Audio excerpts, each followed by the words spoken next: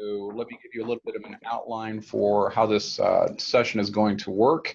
My name is Kevin Mickey. I am the Professional Education Committee Chair for URISA and help to facilitate what I think is going to be an extremely productive hour.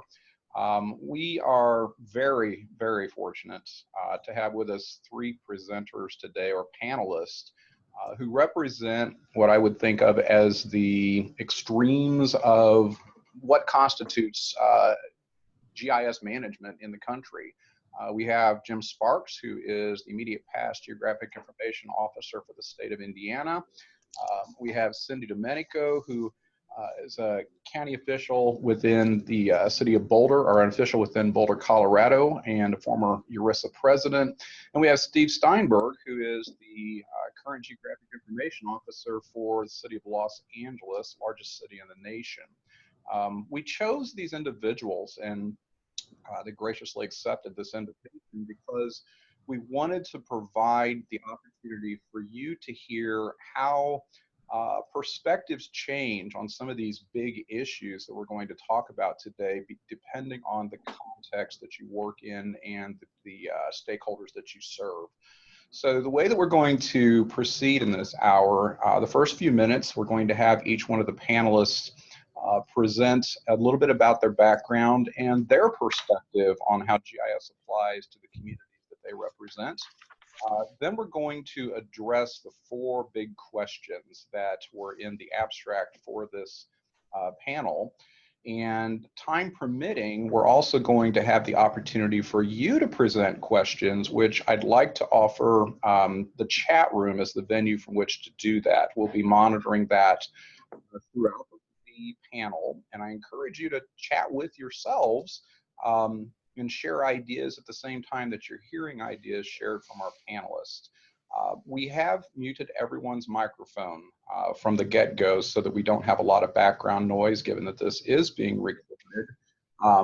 So if you do have something that you'd like to contribute to the session this hour, please do so in the chat room. We will be, as I said, recording this and hope to post this to make it accessible to you after the event as well.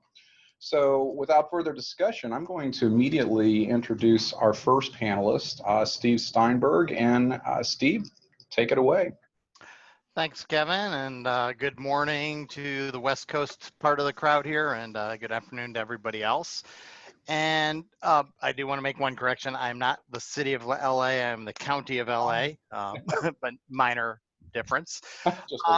Just to give a little bit of background, I've been in the GIS world for, I guess, a relatively long time professionally. Currently at the county of Los Angeles for just over a year. And before that, I did work in the research realm through a public research agency. And prior to that, I was a professor of geospatial science in the California State University system for over a decade. So I have sort of a little bit different perspective, perhaps, than people who followed a career path exclusively in the government or the public sector. As Kevin said, I've been involved with URISA for a while, and recently the past president of SoCal URISA, and some of you who were at GIS Pro last year in Palm Springs may have met me there. And just because I have to put in the plug, yes, I've written a couple of books. You can find them on booksellers everywhere. So, but those are on, sort of looking at GIS in the research and application realms of how we use this to address different problems. So, I've thought about these issues from a lot of perspectives for a long time. Oh, getting some background noise. Okay. So can we advance there, Kevin? So a little bit on, at least from LA County's perspective, the role I'm serving here. Welcome to Zoom. Enter your meeting ID followed by pound. We're getting some background. Hopefully that'll go away. So in LA County, the GIO is kind of an interesting role in that, obviously I'm Enter your participant ID followed by pound. Otherwise, just press pound to continue. You are in the meeting now. There are more than 50 participants in the meeting. This meeting is being recorded. You are muted. To mute or unmute yourself, get that person muted? Yeah. Okay. Something strange was going on there. Sorry about that, folks. So anyway, in the county, the GIO works across all of our departments, sort of as an advocate or an evangelist for GIS and geospatial technologies across the county. And in that role, I also work to coordinate how we do GIS policies, procedures, software, hardware, and those kinds of things across the county. So we're set up as a true enterprise GIS sort of structure with central enterprise GIS and then supporting all of our county departments. And structurally, just to give you a sense of how that works for us here in LA, since we are rather large, I chair a steering committee with the GIS managers of each of our departments. And then our enterprise teams does the core infrastructure and data and licensing and things like that, supporting all of our departments. And a number of years ago, about 7 or 8 years ago, LA County worked through a big initiative to set up standard GIS classifications for all of our positions. So we have a series of GIS classifications from technician through manager. There's nine different positions within that class structure when we're doing hiring. And those are the same for GIS folks across all departments. So whether you're working for public health or public works, the GIS classes are the same. And that helps us keep some consistency across the enterprise. So why don't we go ahead? If you're not familiar with LA County, as I said, we're big. We have a population of over 10 million people, which makes us the largest county in the country by quite a bit. Cook County, Chicago area being the second largest. Please do mute your phones if not already. Okay, thank you. And just, for context, that's about, if LA County was a state, we'd be the 9th largest state, about the size of North Carolina. Geographically, it's about 4,000, a little over 4,000 square miles. So fairly large. Go ahead. And along with that, of course, we're big and complex in our governance structure. We have actually more than 34 departments that I have listed there and all kinds of committees, commissions, school districts. It's massive. Over 100,000 employees, more than 4,000 major public buildings, lots of parkland, lots of, natural areas as well as the built environments that you'd expect, and a huge budget of over $30 billion, of which I get exactly zero as the GIO. So my perspective, and I'm going to try and keep this short so we have time to discuss, because there's a lot. I think number one, coming into government from the academic and research realm, I kind of am an outsider working with our departments and our staff and our administration. And one of the things that I've been asked to do and I'm enjoying doing is trying to move us from sort of the traditional government model of GIS is about making maps and tracking property assessments and things like that, to being more innovative and looking beyond those sort of map making approaches.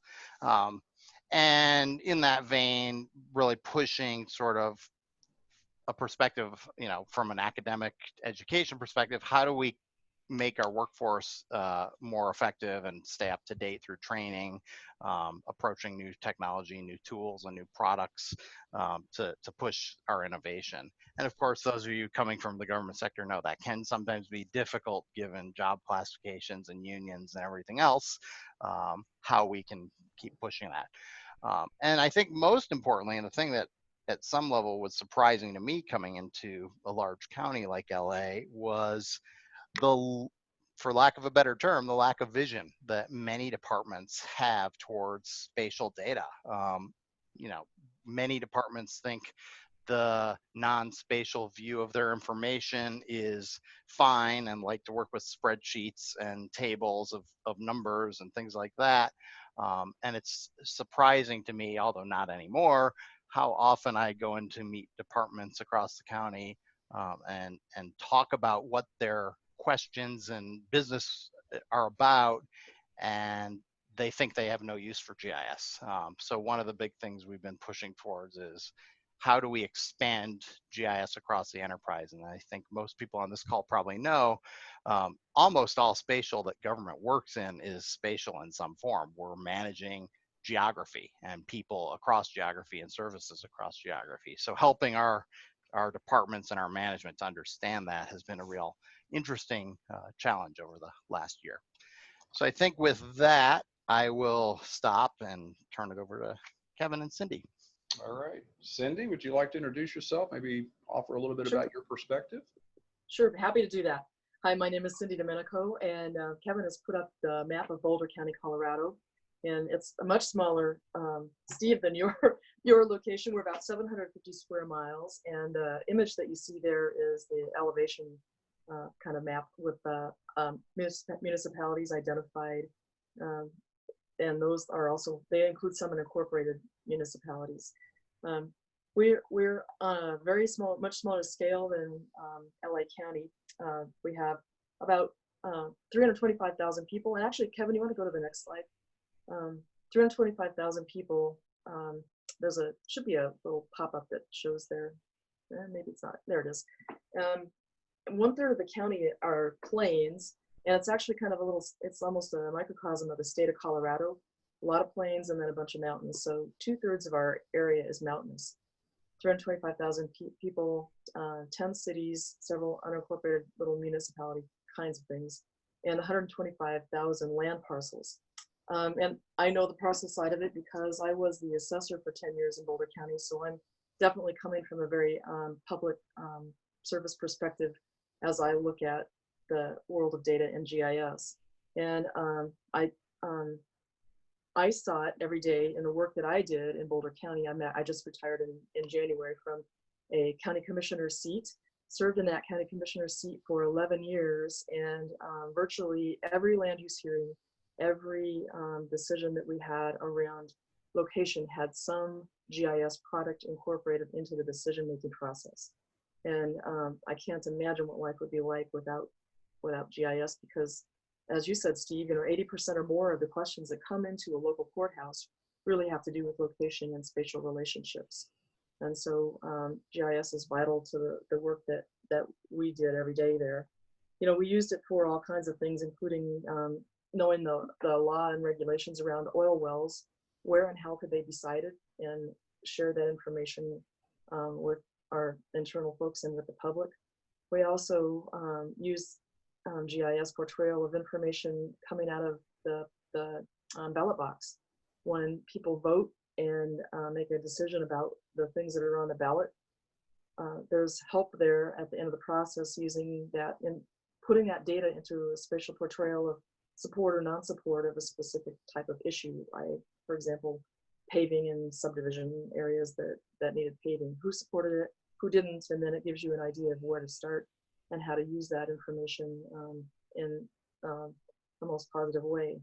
And I guess the thing that I really wanted to mention to everybody, especially as we were talking earlier about the weather and the flooding scenarios and what's happening out there, that for emergency response, again, the work that our GIS team has done for us is absolutely vital. Everything from fire and flood in our case, and we are still in the recovery process from a 2013 flood. And Kevin, if you'd advance to the next slide. This is just a simple portrayal of precipitation water that fell in 2013 across Boulder County, and you recall the mountainous terrain, and then you see the number of inches and the fact that we get 14 inches on average total per year, and 18 inches fell in the middle of that map in the red zone. You can understand what the rushing waters look like. And the outcome of it, of course, was devastating on a very small scale in our little 750 mile county, which we are still recovering from in terms of rebuilding roads. And what the technology certainly allowed us to do was imagine the impact of the rising waters and to respond to the state questions about how many people would be impacted with the precipitation data and the knowledge of on the ground parcels to say, we know that over 12,000 properties will be impacted in the next 3 days. we were able to rush a request for disaster declaration to the governor's desk, and it immediately went to the president's office within about 5 days of the very first, the beginning notes of the flooding, and enabled our citizens then to access funding to be able to repair. And Kevin, on that next slide, that shows you the impact of the private bridges that were damaged or destroyed in that process. Just another data portrayal of the information that we needed to respond in decision making and asking for grants from FEMA, etc. There's a whole long story there that would take the entire hour, but it's been an interesting experience in that recovery process. And then our next slide, just to show you what our GIS team does in depth too. This is the roadmap that is provided and is our guideline for Boulder County for all kinds of activities. And so I guess my perspective is certainly from that internal public sector side that the work that's done by our GIS team is vital to all the decision making that happens in the courthouse, whether it's at the land use level or at the elected official level for county commissioners and sheriffs and other folks. And so we have placed a high value on this amazing work. And I think that'll cover it for now. Thanks, Kevin. All right, thanks, Cindy. Our final panelist, Jim Sparks. Jim, you want to tell us a little bit about yourself? You bet, be happy to. Kevin, you've already mentioned I was Indiana's first Geographic Information Officer. State passed a statute to create that office, went into effect July 1st, 2007. I came on board at the end of October and served in that capacity until March of last year, where I returned to the Polis Center. The Polis Center is an applied research center on campus at IUPUI in downtown Indianapolis, and happy to be back with doing some great projects with some great people here for the state. Along the way, I had 2 tours of duty in state government. The first time I was the GIS administrator for NDOT. I've also worked in county government. Mentioned I've been in the university environment a couple of different times. Most of my background, though, is in the private sector, and I found that all of those perspectives came in handy as being a Geographic Information Officer for the state, and actually just growing that office and trying to figure out operationally how to incorporate all the responsibilities that the legislators mandated of that office. But maybe the best thing I can tell you about who I am is I'm going to talk about a real passion of mine, and that's what you see on the screen here. Data sharing. If you want to go ahead, Kevin, next slide.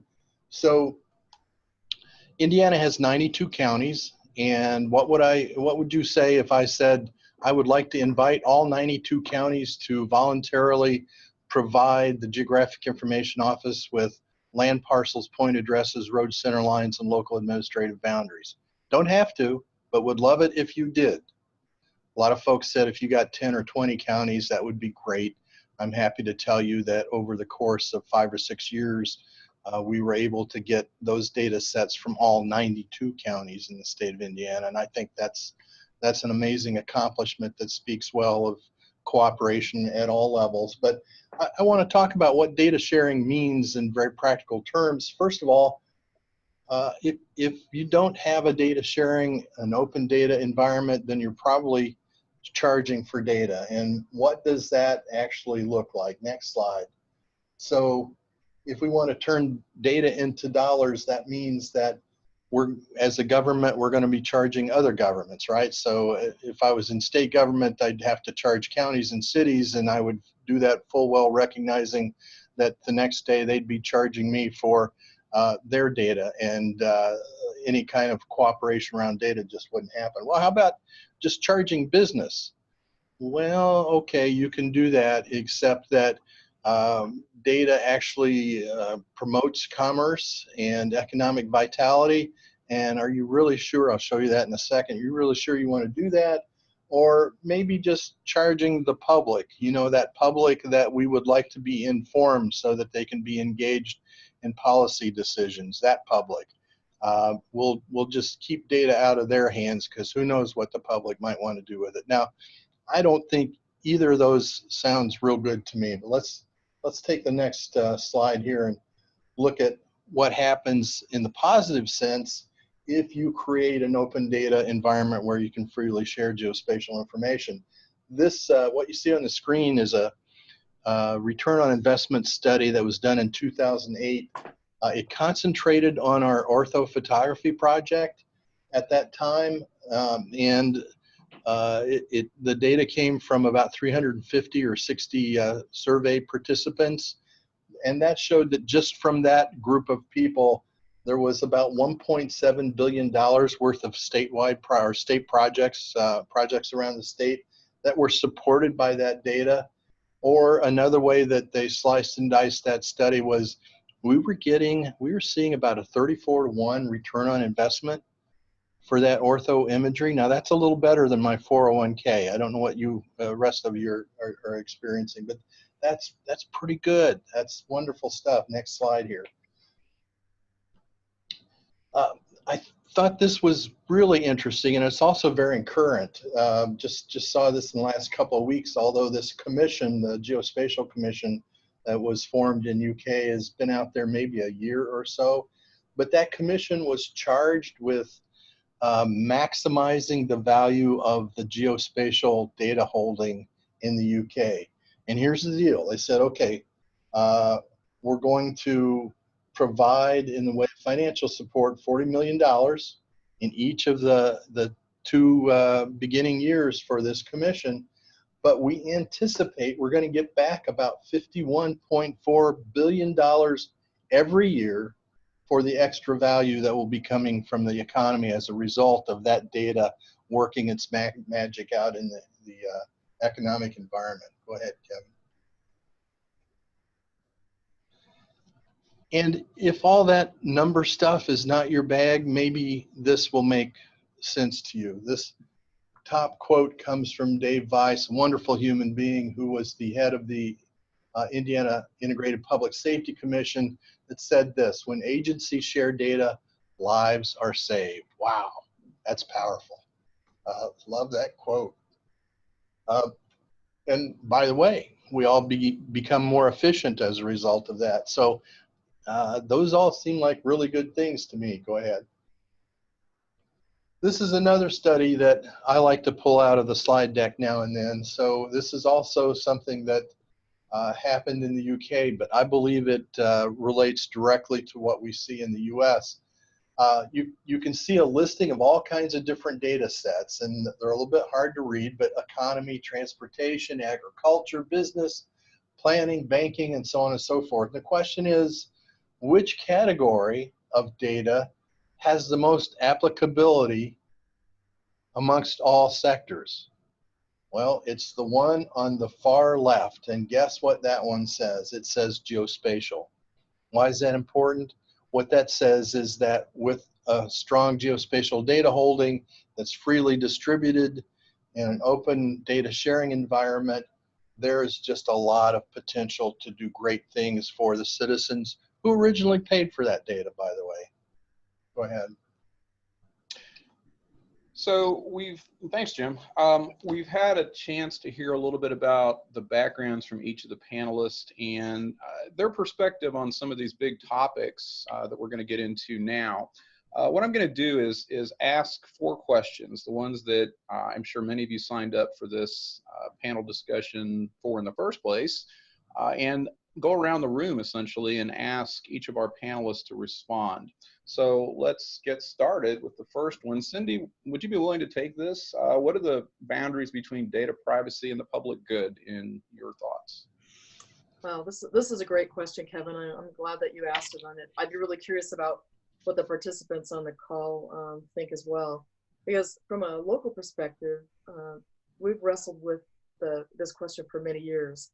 I come from a public record state, which wants to provide basic information, certainly around property ownership, and all the background sales transactions, etc. Those are contained in the assessment office's public databases, and they're available to everybody. There are some components of even that side of things which are confidential, which are related more directly to business properties and that environment. So we wrestled with it in that old context where you were able to gather some of the data and we were able to sort of parcel out the public info, but not and hold the confidential data solid. Now, in the world of big data and the ability to gather data of all kinds, just because we can, I think the question becomes much more complicated. And when you think about scientific research and medical information and the very big picture of what is the public good in terms of health and in terms of environment, it seems to me that the boundaries get blurred in an interesting way. And maybe it's not so much privacy around individual data that we need to wrestle with, but then that bigger picture of what is data privacy anyway? What is the definition of it in this new world that we work in? So I just one other thing, I know we wrestled with our data floating up to the federal level, but not coming back down. Talk about data sharing issues. That particular one is a challenge. So I'm not sure that I have any really solid answers there, but happy to kick off the conversation. Thanks, Cindy. Steve, coming from largest population-wise county in the country, got it right this time. What are your thoughts on this? And do you want to respond to anything that Cindy shared? Yeah, well, I think, I agree with what Cindy said. It's a tricky question, and I've been running into this quite a bit with a number of our social service and public health agencies where, we're trying to balance the needs of those departments and those agencies, to provide services, which requires understanding what would be, sometimes HIPAA data or personal data about our residents, and how we manage that. So, there's the obvious part that we're not going to publish out on an open data portal personal information of individuals or households, much like the census or any other big data set is going to aggregate and summarize. But I think the tricky thing in government too, that at least we're dealing with, is how do we even manage that sort of stuff internally in an effective way? Because as I think everyone recognizes, one of the real powers of GIS and the kinds of analysis we can do is bringing data from different areas of our business together, the mashups that we can build with data. So, sharing data even within our departments across the county becomes an interesting question of data privacy, because I want to take public health data and look at that in context with public works data and, economic data and so on.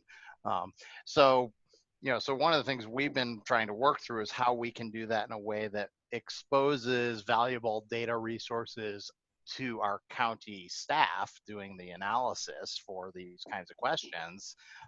And then, for the decision makers and eventually the public facing stuff, how do we represent that in ways that still protects privacy? And of course, there's lots of ways to do that through aggregation and summarization of data and how we visualize it. I think the one that I'll bring up that wasn't mentioned though by Cindy is the emerging questions around data collected from unmanned drones, which are everywhere now, and I think many of us are using. And we're grappling with that question right now: is what are our policies and procedures around aerial imaging from drones going to be versus aerial photography or the more traditional sorts of ortho mapping that we often do.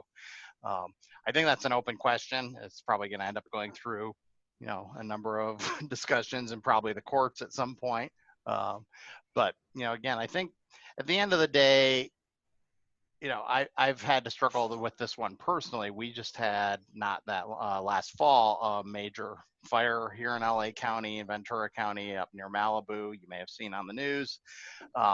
And we had staff and ultimately it was the lawyers that got involved, the county council, saying, we could not post evacuation areas on our website for the fire because they were worried that might expose our residents to looting and vandalism if people know that their neighborhood's been evacuated by the county. And I was flabbergasted, to be quite honest, by that sort of an attitude. And I think, again, it was the lack of understanding of the Public Information Office and the departments responsible for managing that process about when is data privacy going to maybe an unreasonable extreme in contrast with health and safety and those kinds of issues. So that's actually a big process we're having to work through right now. Is I have a meeting scheduled next month with our OE, our Office of Emergency Management team to try and figure out how we fix that problem. Because I think the default in many government agencies is we don't want to get sued, we don't want to get in trouble, so let's just not put anything out there that might lead to that. And I think sometimes that fear is paralyzing. And I think the flip side is just we need to get the data out there, and with reasonable caution. So I don't think there's a simple answer to any of this, because there is always that balance between protecting privacy and not getting sued. And Jim, before you respond as well, just a quick reminder to everyone, I encourage you, take advantage of the chat room. One of the things that I love about this environment that we're in today is you can not only hear what the presenters are sharing with you, but you can also interact with one another in the chat room. So feel free to post your questions or responses to what you're hearing from our panelists.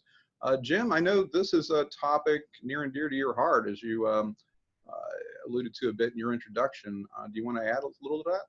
Yeah, I'd be happy to. And I'd like to add some framework for what we're talking about here, because I think that the thing that we're struggling with is the fact that technology so far outpaces social change, business change, political change, and I would also say legal change. In fact, if you bring up your favorite browser and you were to key in laws of disruption, there's a fellow around 1998, his last name's Downes, D-O-W-N-E-S, said this: social, political, economic systems, and I would add legal, change incrementally, but technology changes exponentially.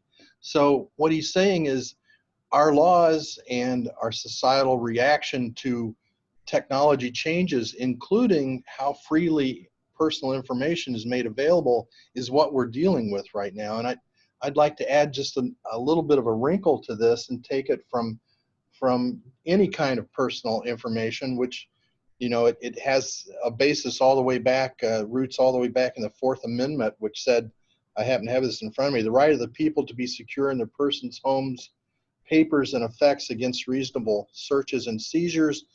And that over time grew to include personal information. Steve, you mentioned HIPAA. That's certainly something we think about.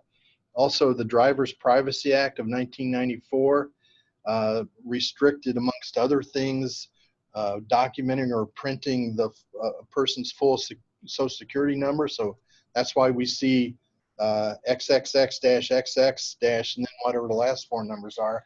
But we've all got these little personal location devices that are continually sending a signal, and we keep them in our pockets, for crying out loud. So how that technology is so outpacing all those other changes is just amazing to me, and we're really struggling to keep up with that. But I watch these court cases, and what I'm seeing is how a cell phone can be accessed to reveal personal location information is absolutely being worked out in the court system, and including a court case here in Indiana. A fellow was accused of committing a rash of burglaries, and law enforcement said, we understand personal privacy, but we need to stop this bunch of burglaries that's going on, and we think public safety has more importance than the right for personal location information to be withheld. And we expect the well, it's gone back and forth, the state Supreme Court decision, then Supreme Court. Supreme Court said, Indiana, you need to take another look at this again, and we expect that court decision sometime the first half of this year. So I guess the court system is how we try to keep up with those exponential technology changes when it comes to this kind of situation. Do any of you want to have any other words on this topic before we change questions? Okay, let's move on to our next question then. And Steve, I'll field this one to you as a start. How can GIS be effectively leveraged alongside other technological advancements, including all of these things that we're dealing with these days, social media, open data, Internet of Things, and so forth? I know that's something you definitely work with in LA County. Yeah, and I think, again, going back to what we've heard several times, most data is spatial, and most of the questions and applications we're looking at are geospatial in some form. And I think that extends clearly to, these other advancements. So, we all have different levels of experience with these IoT type sensor networks, whether it's things like traffic cameras that we may have had for a long time, or newer technologies for monitoring of air quality or water quality or things of that nature. And I think I'll give you one really interesting example that our parks department for the county parks has been experimenting with, which is we offer Wi-Fi in a number of our county parks. And it turns out, as some of you may know, that when your mobile device hits a Wi-Fi repeater, there's a MAC address associated with it that's unique, and it can be monitored. It's not truly personal information, although I suppose you could push it that far if you really tried. But what the parks was using it for was to get a sense of when a device enters the park and pings that Wi-Fi repeater, and then how long is it in the park, and where do they, where in the park are these people going, just to get an idea of use of parks at different times and different, days of the week and things like that. And it led to a couple things. One was the intentional use of this IoT kind of technology to just do sort of mapping of the use for planning and maintenance and other purposes. But a secondary and actually unexpected side effect was we got really interesting hits in times we didn't expect, from roughly midnight to 6 a.m. And that raised a number of questions about, who's in the parks after hours that shouldn't be, and, how that relates to either criminal behavior or homeless folks coming in and using the parks as places to, spend the night, and having those facilities or resources available. That was a really interesting thing, because initially it was just intended for one purpose, but we got this unexpected leverage out of that. And as we look at those kinds of things where essentially I'd say we find the unexpected information, we can do a little bit of data mining with all these things. Social media works the same way. You can start geotagging tweets and other social media things to get a sense of where and what your communities are interested in, and starting to look at how we can leverage mobile apps and social media to do a better job. The most common one that's probably familiar to some is the sheriff's department monitoring social media feeds to get a sense of what might be brewing in a particular area of the county, where there's some chatter around some topic or issue of question. So I think there's a lot of those things. I mean, at this point, we're very interested in looking at some of these sorts of technologies for doing our sustainability planning, looking at, environmental data across the landscape, and how that's affecting, health and well-being of the community. So I think at the end of the day, if I were to boil it down to a sentence, again, almost everything is spatial, and all of these other tools that are available to us are just other data sources that we really can leverage and find interesting information, sometimes unexpected information, that helps us make better decisions and do more effective governance. Thanks, Steve. Jim, any thoughts on this one?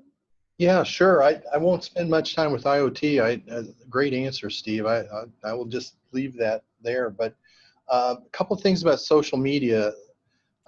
One is that you might recall that Indianapolis hosted a Super Bowl a few years ago, and there was a group of people kind of behind the scenes who were monitoring social media from a geographic context to be able to maximize the experience of being in downtown Indianapolis for the crowds who were here, and also as kind of an early warning system if something wasn't going the way that it should.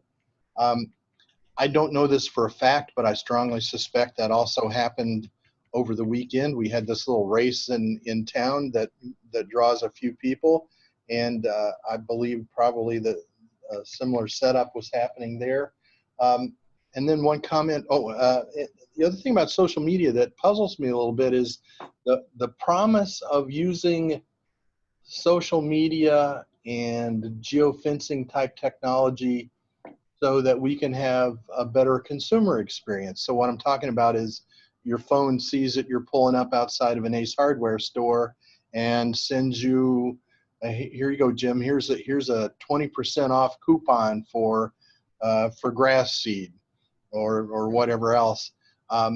Certainly that capability exists. I think I've seen it here and there in some forms, but that really hasn't taken off. And I'm wondering if it is just anxiety about that information being out in the wild that's stopping that from happening. But curiosity to me that we've not really seen the maturity of that technology for consumers' benefits. And then one comment about open data. In my mind, and I guess this also relates to Internet of Things, but what we're talking about is so much data coming in that you could also have it put big data on here, Kevin, because I guess that's implied. How are we just going to manage the enormous amount of data? And I'm guessing if you're in this webinar, you suspect that geography may be one way to organize a lot of that, and I agree. But wow, data flood, here it comes. Thanks, Jim. Cindy, you want to add anything to this? Yeah, just a couple things on the data management side. Exactly right, Jim. It just we're going to be inundated, and how do we parse it out in a way that is going to be where we can track the metadata and all the meaningful components that help you know what you actually have once you've gathered it. That I just would mention a couple things. You know, I think that what intrigues me about the open data and the IoT stuff is the opportunities for public-private connections and interactions. And I'm not sure that we've, in my space, have done as much as we'd like, but one of the things that we have done is create a trail app so that if you're out on the trails and you're in muddy conditions, which happens a lot, you can give us feedback right to the rangers, and then there's a connection directly between the individual enjoying the trail and the person who has to kind of police it and prepare it. You know, we actually used, I'm thinking of the first time that we used Twitter. It's been 10 years ago now, and it was when we had a fire situation and the tweets were going out with updates for people in the vicinity of the fire. So you never know what's going to happen to a nice social media thing over time. It's been pretty interesting to see where Twitter is these days. But I think this particular question we could probably spend an hour on in some future discussions for sure. Thank you, Cindy. So we have 2 remaining questions, and I think we have just enough time to get some really great feedback. These 2 questions, in my opinion, are where our presenter differences are going to really shine and reflect on the fact that whatever your thoughts are there really differences in how GIS is applied based on whether you're a county, for example, or a large metropolitan area like LA, Los Angeles County, or if you're dealing with a state. And Jim, I'm going to ask you to take the first shot at that because you dealt with all of those different types of scales as a state geographic information officer, and then we'll go downscale in geography and go to Steve and finally Cindy. So Jim? Sure. The word applies is a little troublesome for me, so I'm going to kind of make up what I think that means as I go along here. There, there's probably as many similarities as there is differences as you move from managing GIS in one geography versus another one.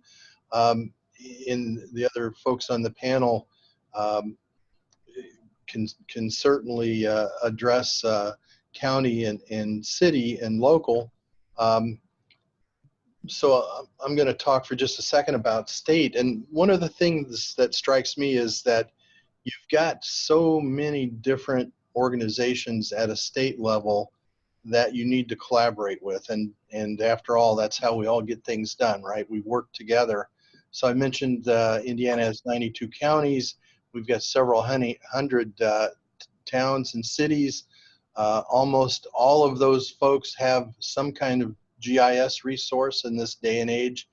And almost all of those towns, cities, and counties like working together towards a common goal. So good in theory, it's difficult in practice just because of the sheer numbers. But I think if you come to the table and you concentrate on your areas of overlap when you're trying to figure out priorities and goals, that's a much better approach than trying to come to the table and just all of a sudden start talking about your differences. Because at the end of the day, we all want to do meaningful work that makes a difference for our constituents. And you can do that when you recognize what it is that is overlapping amongst all our interests. I'll stop there. So Steve, I'm looking forward to hearing your thoughts on this. If you picked up shop and moved to Boulder County, for example, or another community, Hey, that's would an you idea. apply exactly the same strategy that you do in Los Angeles? That's a tough question. Although Boulder's pretty attractive, so let me know what you got going. Hey, we'll let you know. No, I think, for an organization as large as LA County, where we have so many departments, so many employees, so many potential end users of GIS. One of the things we definitely have to think about supporting that broad of an organization is the enterprise structure. So again, this goes to my predecessor's credit, over a decade ago, made a conscious decision that we were going to centralize our infrastructure and our data repositories and our management of GIS. And then all of the individual departments would hire GIS analysts and technicians that were more, I would say, specialized in the work of that department, a little bit more subject area experts. So, people in public health doing GIS, they're trained in GIS, but they also have often a degree or experience in public health. So they understand the application areas. And what we're doing in that sort of approach is taking away the requirements on those folks in the individual departments to have to do things like install software and manage servers and, do all the other sort of back-end work of managing the enterprise. And they can really focus on, okay, I've got data in my subject area that I'm working in. I've got managers and decision makers asking me to do particular analysis on a question that's very specific to our department's needs, and I can focus on that.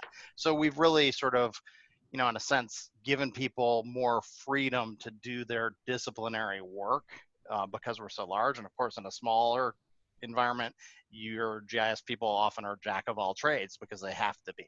I didn't mention it earlier, but we have roughly 150 GIS professionals across the county, across all our departments. About 9 of those are focused solely on managing the enterprise, the back end. And then the rest of those are scattered across, specific disciplinary applications. So I think, I find that very helpful, having come from a much smaller research agency where I basically had one GIS analyst who had to do everything for everybody. Now I have specialists who can really focus on that. So I think that's probably the biggest difference. I think, just to wrap up, I'd say the flip side of that is it takes a lot of care and feeding, having steering committees and user meetings and things like that to keep that organized and to avoid everything sort of going off in 1,000 different directions. So there was a question in the chat that I actually responded to about metadata and how we keep our metadata up to date. Well, we have a CIO directive for geospatial data that says, thou shalt put your data in the repository and it should have metadata. And while there's a directive that says that, of course, that doesn't mean people do it. So one of our enterprise GIS team members every month looks at the repository, and if there's missing metadata or thumbnails or any of the other stuff you'd expect and require, she literally starts pestering people and saying, hey, you've got a data set that doesn't have all the metadata. You have to get this done. So policies are great, but it takes a lot of wrangling and focused staff effort to actually keep that structure going. And I think that's probably the biggest thing in a large area that we've got to deal with. Thanks, Steve. Cindy, do you want to add anything to that? Yeah, I would say it's also a struggle for us in the smaller structures even to keep those steering committees on track and supported. And I guess the scale difference to me would be you're looking at 150 people, Steve, in your environment. We've got almost 20 total across our organization, and just about 3.5 of them are in the central support system in the place that does the bringing equipment up and running and the software updates and all that. So we have quite a few subject area experts out there distributed, but their jobs are not just GIS typically. And so we run with a smaller scale, and we also have, I think, I would say restricted dollars in a smaller environment. We just don't have the same level of funding that we'd like. And my dream someday is to have a GIO in Boulder County. That would be ideal. So when you're ready to move on, or when you're ready to look at something different, because I think that's what it takes. It takes that person at that sort of cabinet or department head level that is focused on making this work. So I would look forward to that in the future for us. So guys, I'm going to twist this question a little bit. The participants in this webinar and the panelists that are presenting and discussing these questions today, I think we're the choir. We already know GIS is worth it. I'm going to twist it this way though. If you had to, as I'm sure you all have had to do this, stand in front of the governor, mayor, county commissioner, whoever it happens to be, and answer the question, is it worth it? Is it worth the cost? In 1 or 2 sentences, how would you respond? And how would you quantify that if possible? And why don't we start, Steve, you want to take a crack at that one? Well, my flippant answer would be, let me turn off the servers for a day and you'll see how much it's worth it to you. I mean, we accidentally have that happen on rare occasion where something goes down, and literally within minutes, we hear from all the affected departments about how they cannot do their business when something's broken. So I think that, at sort of a one level really demonstrates across many of our departments how much they rely on what I've come to just call our data infrastructure for GIS is just as important as our road infrastructure or our electrical infrastructure or anything else. Many of our departments simply rely on it. Now, we have not done the formal ROI type of study on how much return on investment we get. That's actually something, being new to the county, I'm looking at and talking to management about ways that we might be able to bring in an outside contractor or a researcher to do that assessment. But I think our county across every level, from our board of supervisors to department heads to staff who are doing daily work, they very quickly realize that they cannot do their job without it. So now, dollars and cents wise, hard to say. The way I actually do it is I say, this is how much we spend on GIS in our county. This is how much our neighbors are spending, which actually happens to be much more. So look, we're way bigger and we're spending way less. We're getting really good value because we have really good people. Great answer. Cindy, what are your thoughts on this? Sure, I'd like to piggyback on the quote that was mentioned earlier: when agencies share data, lives are saved. Portrayal of that shared data saves lives too. And that I know is true based on our experience with the flood. And our Board of County Commissioners knows what value that data had for us in helping our citizens. And when a type 2 fire incident commander lands in your county and says, hey, you know, can we access your GIS data? And you can say, yes, have at it. It's all there. Take, you know, do whatever you need. Then, you know, in that moment, it's worth everything. Jim, I know that you had mentioned the 34-to-1 return on investment study that was done in 2008. I know that wasn't the last time you had to defend the value of GIS and the role that you played in the state. What are your thoughts? Yeah, I don't need a hypothetical here. I'll go back several years back when I was doing consulting, and I was interested in doing an GIS implementation plan for Evansville and Vanderburgh County, the county that Evansville sits inside of. And we were down to do a presentation, and we had the laptops open, and they were hooked up to projectors, and the screens were lit up, and we were ready to go. And the mayor walked in, and he wasn't scheduled to be in that meeting, so it kind of caught everybody off guard. And he said, how about we just turn all this stuff off and talk for a little while? He says, I get calls every day about chug holes. They need to be fixed. I don't ever get calls about GIS. So could you explain to me why I should spend money on GIS instead of fixing the chug holes? And I was able to do that by showing him, first of all, a pavement condition deterioration slope. So pavement condition going from 0 to 100, 100 being new pavement, and how pavement deteriorates over time. Where he's talking about applying resources is kind of down at the bottom of that curve when it really gets to be a problem. But the most cost-effective place to apply resources is somewhere around the 75 to 80% deterioration mark. Well, how do you know where that is? Well, you're going to need a pavement condition study, which, by the way, will sit on top of a geographic information system using street networks. And wouldn't it be nice, Mr. Mayor, if you could put projects together because you've got a similar situation and they're next to each other in terms of geography? They're just down the street or a half a block over or whatever. And I said, if you have this tool to help you, you'll catch up someday with your pavement defects. But if you keep trying to just fill chug holes without the benefit of that, good luck, it won't happen. We did the project.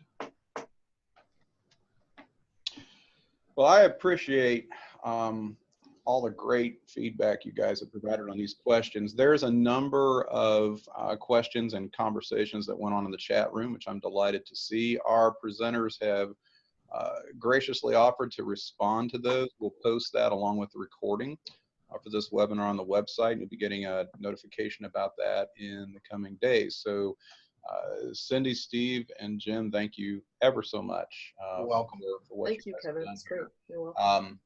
You know, it's rare when we get people that have had the longevity and depth of the experience that you have at all the different scales that you work together at the same time to compare thoughts and notes. And to me, that's what URISA is all about.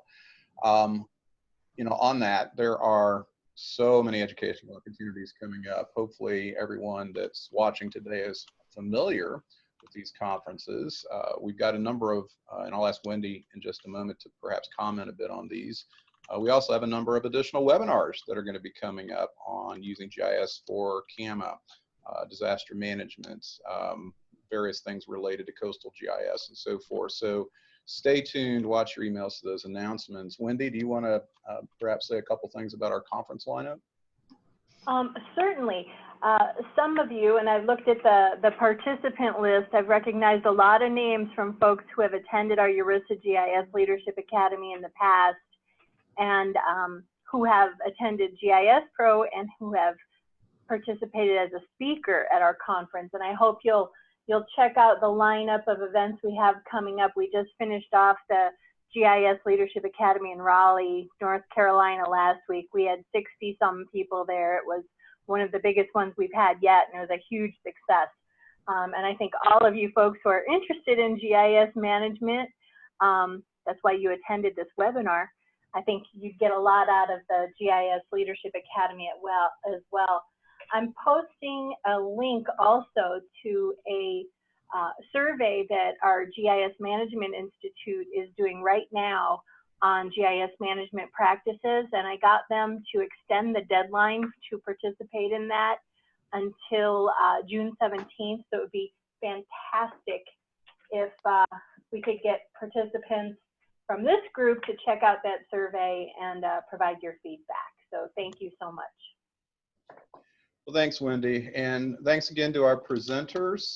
I do appreciate all of you taking an hour out of your busy schedules today to sit in on this and in many cases offer your contributions to the conversation. And I hope it's been worth that investment of your time. So until next time, have a great day. Thank you. Thanks all. Thanks, that was great. Folks.